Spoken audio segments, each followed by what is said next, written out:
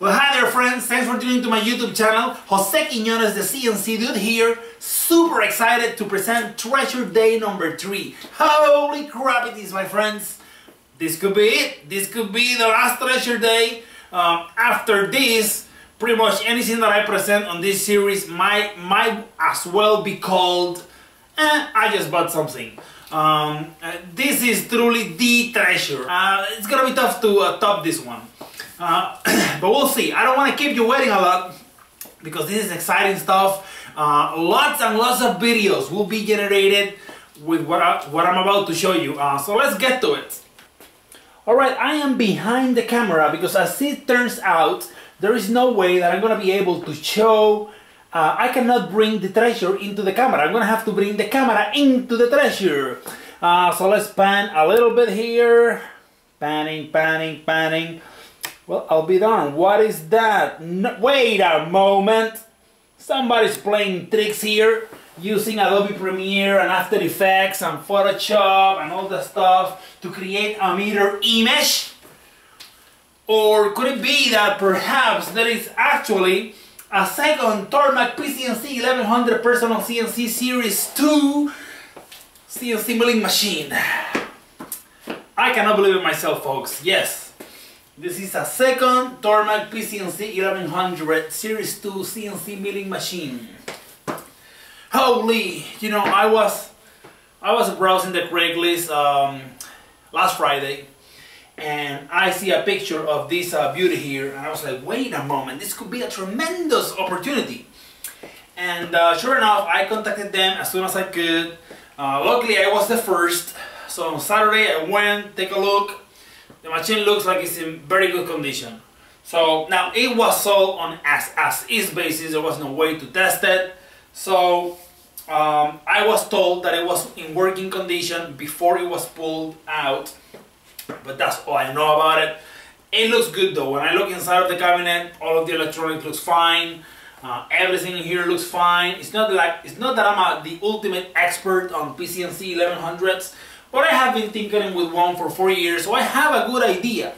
Like if you had never played with one of these machines, you might feel like, well, I mean, how do I know if this is a good deal or not? But because I know them a little bit, I felt like it was a good move.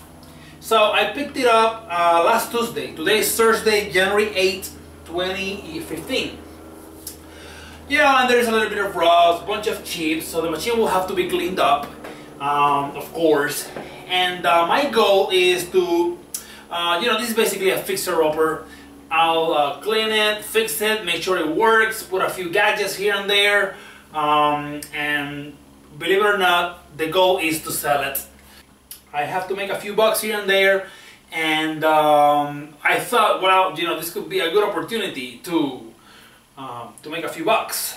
Now you might be thinking, why don't you use the machine to make money? I mean, plenty of people out there are buying the machines to make money. I'll talk about that on a different video. Basically today I just wanted to present the treasure, which is this amazing piece of equipment. But as you can imagine, I won't be able to tell you how much I pay for it, because if I do, clearly people out there are gonna say, well, it doesn't matter what you do, it doesn't matter how much time you spend on it and how much awesome you make it look, I'm just gonna give you half of what you paid. Because some humans on this planet have this notion that stuff comes out of trees, and you know that you don't need to eat 3 times a day, and that houses fall from the sky, and you know, there is this something called money, but who cares about that stuff, right? It's like, we don't need it to survive. Oxygen is free. Well, I wish that was the case, but I live on this place called reality, where actually I have to send a bunch of payments every month. I don't know, maybe you live on the same place, right? I think we all do. So clearly, I'm gonna have to try to make a few bucks here, and I'm gonna have to play that card. So I must apologize on this Treasure Day. I won't be able to tell you how much I paid for this. But I think it was a tremendous deal. You know, my wallet will tell me if it was a good deal or not. When I sell it, if I cannot sell it and make a profit, clearly I was duped. Or I basically duped myself. But yeah, so amazing find. I was super duper lucky that I was the first to contact the seller. Like 6 or 7 people contacted them before, after me, and but I was the first. So they honored that, and they waited. They waited for me to go with my payment and a truck, and we picked it up on a little tractor. Let me tell you something. If you're gonna move one of these guys, you know, there are videos out there on how you can do it yourself by using a crane and an engine hoist, and people will tell you get a truck with a loader. You know, you're gonna pay $100, $200 on rentals and equipment, and you're gonna spend a bunch of hours doing this. So my recommendation is hire somebody that has the right equipment.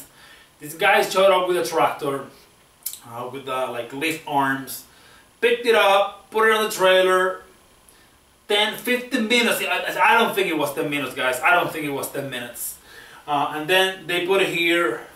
The whole thing was less than 3 hours. Okay, from the time they showed up to the time they let it here, less than 3 hours. This puppy back here, the first one that I moved myself on February 2011. I started the endeavor at 7 a.m. You know, going to the place to pick up the truck, the rentals and stuff, and I ended anywhere in between 9 and 10 p.m. that same day. Okay, so it was super stressful.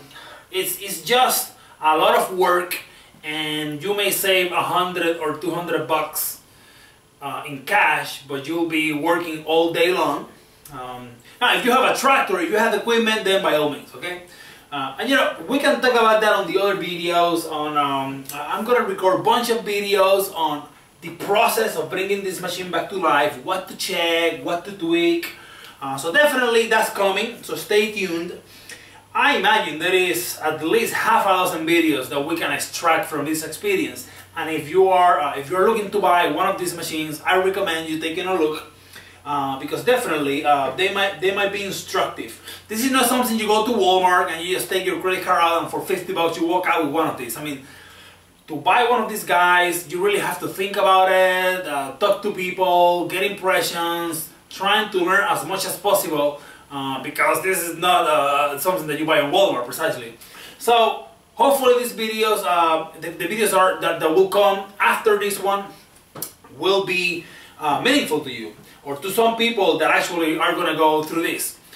I know that I'm in the middle of a series on how to make parts for lightsabers, and you know, I'm still working on that, but as it turns out, these just came out of nowhere. And you know, that's the nature of treasures. It's not like you're saying, oh, you know, I'm going to find a treasure 2 weeks from now at 3 p.m. You don't know when it's going to happen, and when it happens, you have to act quick, okay? So I really didn't think much about buying this machine. Just as I saw it, I set my mind to it, and I said, this is what I'm going to do, and that's what I did. Of course, it's based on the premise that I know a little bit of what the machine can do and how awesome they are, and that I was told that the machine is in fairly good operation order, and I know that it looks like it's in fairly good operation order. So, more videos to come on that. Thank you for tuning on this one. Hope you have liked this treasure.